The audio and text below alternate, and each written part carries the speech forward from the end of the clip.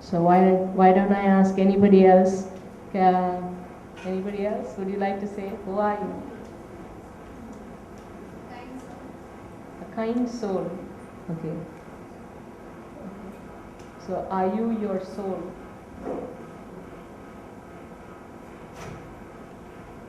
Okay, somebody from the back. I hope you're not sleeping yet. Anybody?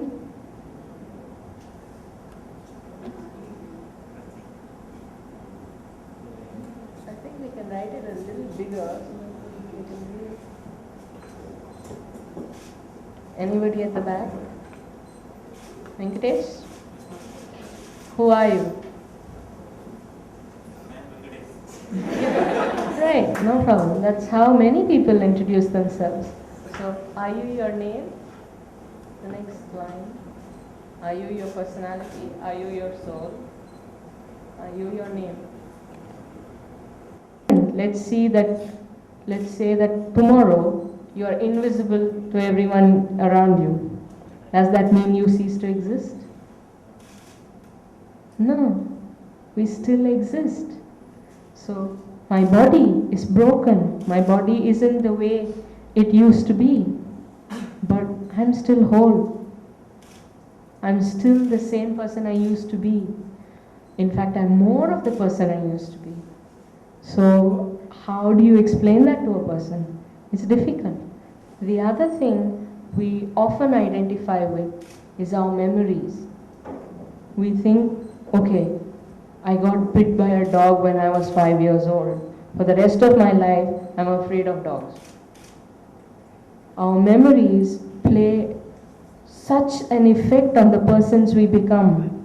Our childhood, it's been proven that our psychological growth in the first 8 years of our lives actually prepare the patterns, the mental construct that we continue over and over again in our lives. Actually, we don't even grow. We just keep doing the same things again and again. You said you learn from your mistakes, but you learn from mistakes in the sense that you do a formula and then the formula comes wrong, and then the next time you correct it and you do it again. But your fundamental things that, okay, when they press your buttons, let's say you don't like being told that you're short, and I say, hey man, why are you so short? And you say, immediately you get irritated. It is an instinctual reaction. It's coming from this set of memories that control your and influence what you do, the things you say, how you react. We lead very, very reactive lives. We have a set of ideas, a set of concepts that we believe is right, and then we internalize them. And then we say, okay, this is who I am. I get angry when I get told that I'm short. So next time somebody says, I'll go into a fist fight with him. So what's that? So are we a set of memories?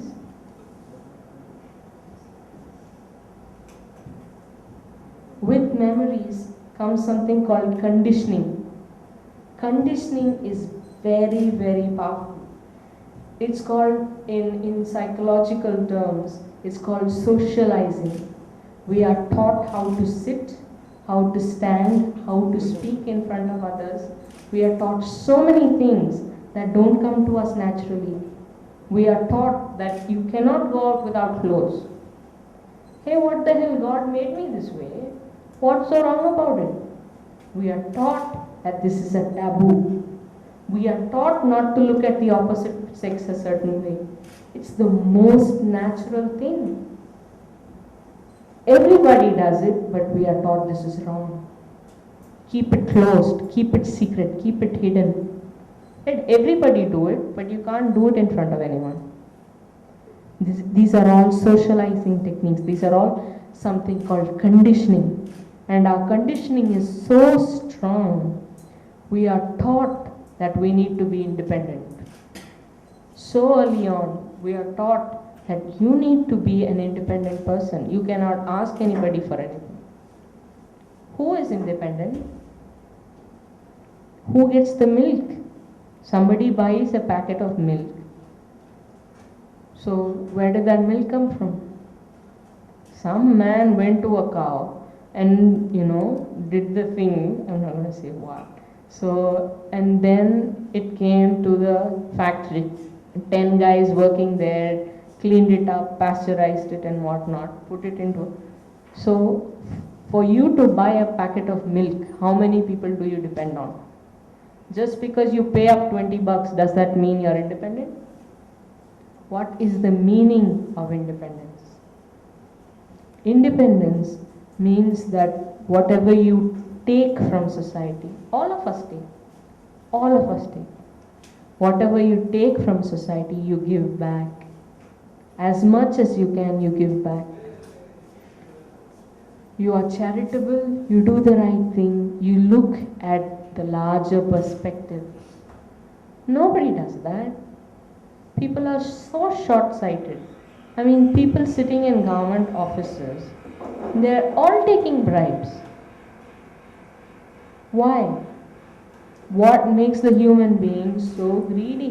What makes the human being so incapable of doing the right thing? We are all told that this is the right thing. You're given a salary, you work for it, you make sure that you do as much work as your salary gives you. But who's doing it? Nobody. Everyone wants to do as little as possible and to get as much as possible. Why? What is it that takes people like you and me, that takes children who are brought up in completely right way? I mean, you get 4 or 5-year-olds who are told to say please and thank you. Everybody gets told that. So how does that kid become the man who takes 1,000 crores from the country's exchequer? How? Why? Why does the soul degrade to such an extent? It degrades because we are all taught that success means you need money. Success means you live in comfort. Success means bigger and better. Success means you drive a Mercedes or a BMW. Success means, you have a wife who's a model. Success means so many things. But why do we do the things we do? Nobody asks. So who are you? Who is it that takes the decision? Who is it? Let's go inside and find out. The same thing happened to me. I was all of 18 when I had my accident. So here I was. I thought I was this reasonably good-looking person who did reasonably well at everything and who had a reasonably good set of friends.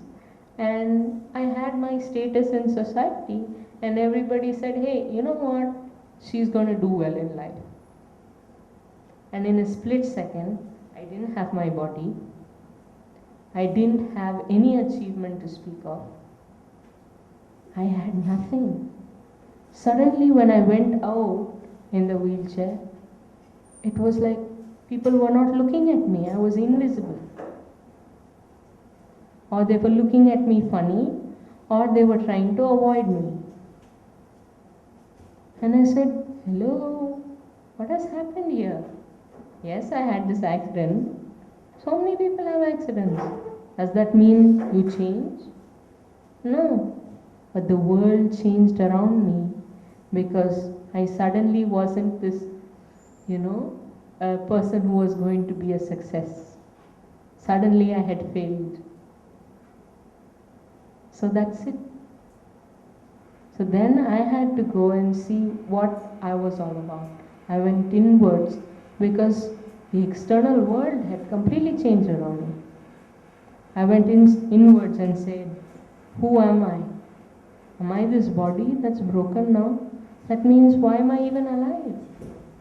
Why am I alive?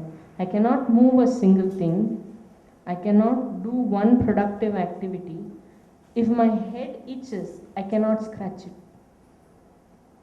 What am I going to do with my life? I didn't know. The first 18 years, I told myself, hey, you know what? you working hard, so you deserve every success you get. You deserve it. Because I was the one when, in the flat, all those kids were playing around, I had to go to swimming practice. I never had time for friends. I never had time to just hang out.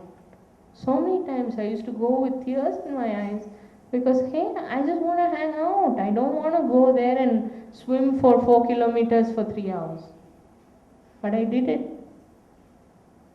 I worked hard and I believed genuinely that I deserved the success I earned in life.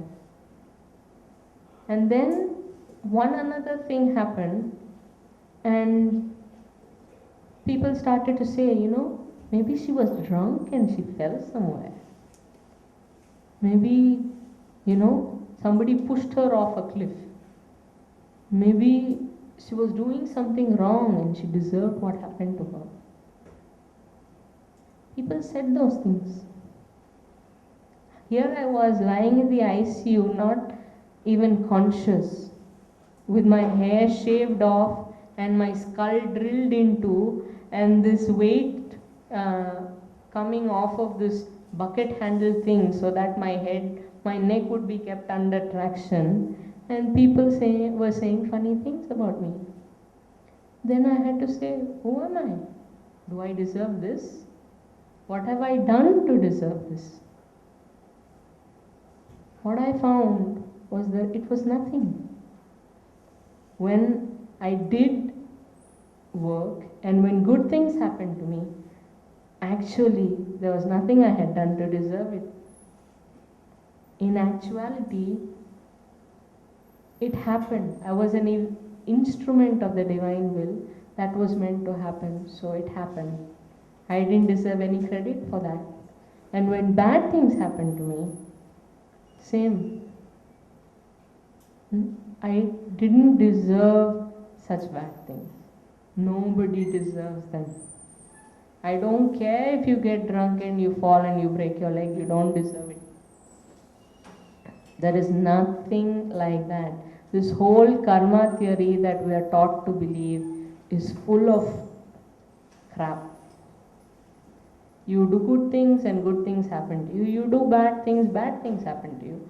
If you do good things and bad things happen to you, that means you must have done bad things in a previous lifetime. Who the hell knows where your previous lifetime was? So it's it is a very, very logical argument. But the thing is, you do good things because that is our human nature. That is our inherent tendency.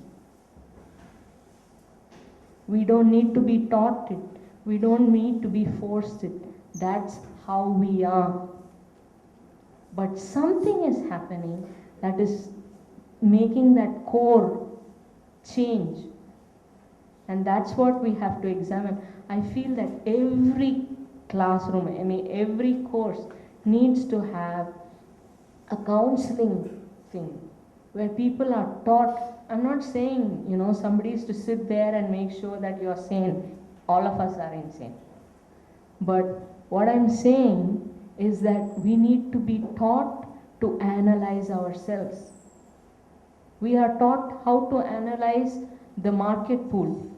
We are taught how to analyze many thousand things, but we are not taught how to analyze who we are. We are not taught how to analyze who is making the decision process. Am I taking a decision because I hate that guy? I give him, I have some hold on him.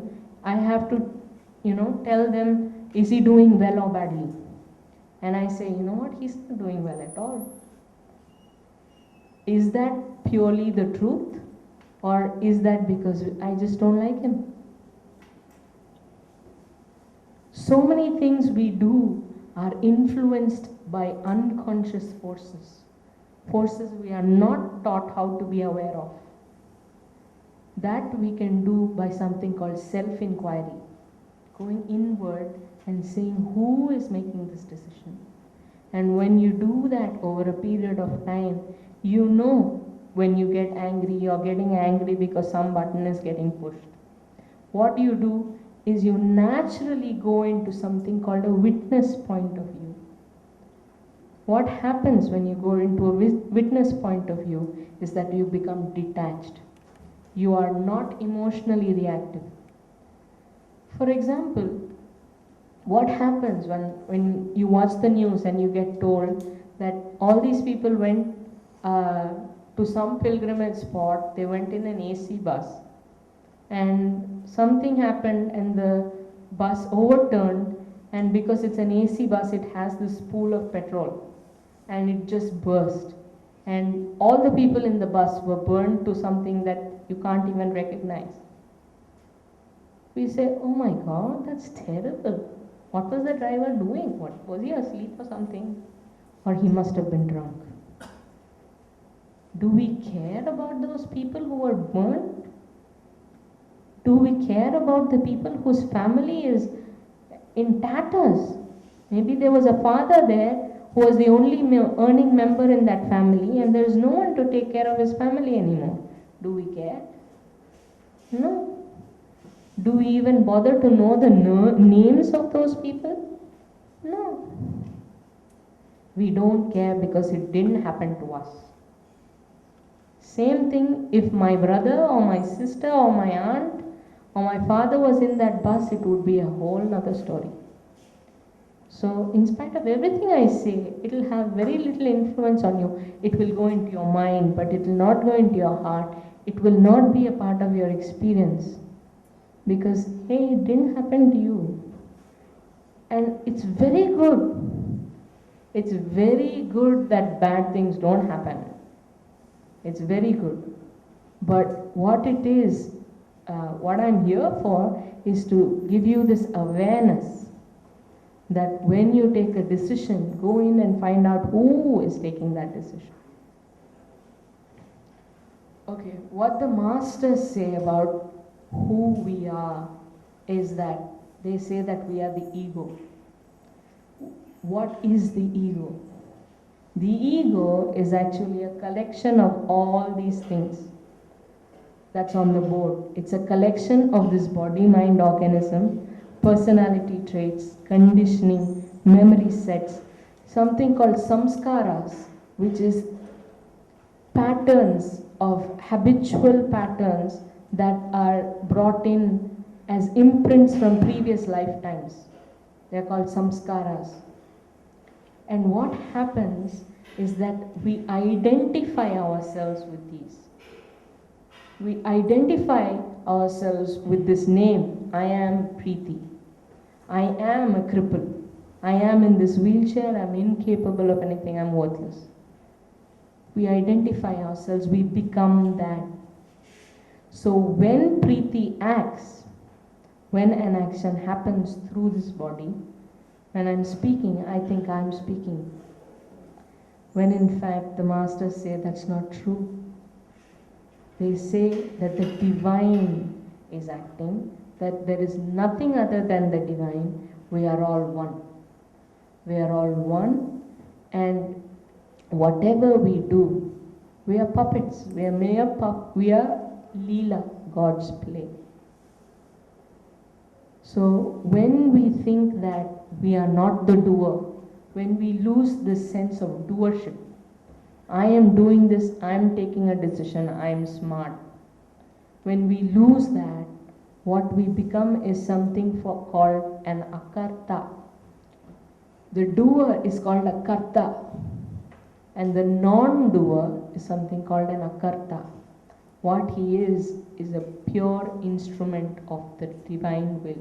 I'm not talking about God, I'm not talking about religion. What I'm talking about is a state of being in which there is no personal will. There is no desire, there is no need. Everything we do is out of need. We have needs and desires, and when these desires are build up enough pressure, we are forced to act. If those actions give us the fruit we want, then it's a good action. If they don't and we fail, then it's a bad action. But when in fact what we need to think about is not whether some action is good or bad, but we need to think about the thought process behind the action. We are not taught how to do this in any classroom. Think about when you do something, whether you're doing it for the right reasons.